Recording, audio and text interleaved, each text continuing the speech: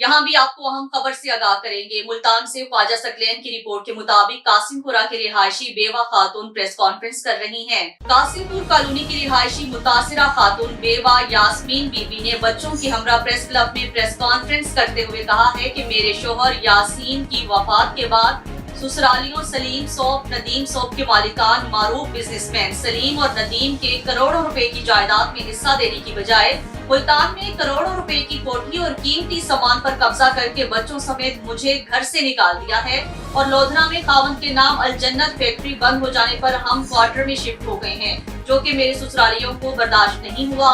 खावंद के नाम अल जन्नत फैक्ट्री पर भी कब्जा करने की कोशिश में है।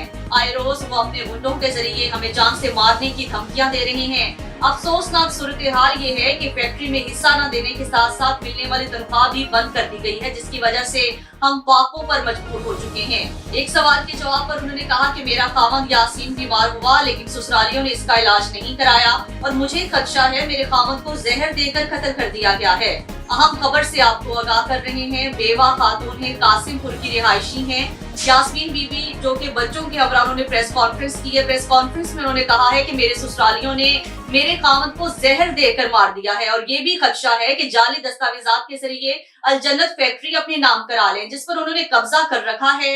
बिजनेसमैन सलीम और नदीम, उनके वालिद चौधरी इब्राहिम ने हमारी जिंदगी अजीरन करके रख दी है। उन्होंने chief justice of Pakistan, chief of army staff, वजीर आजम पाकिस्तान, वजीर आला Punjab Maryam Nawaz, IG Punjab, additional IG south Punjab, RPO Multan, CCPO Multan से फिलफौर जायदाद में हिस्सा दिलवाने और जानो माल के तहफ्फुज का मुतालिबा किया है।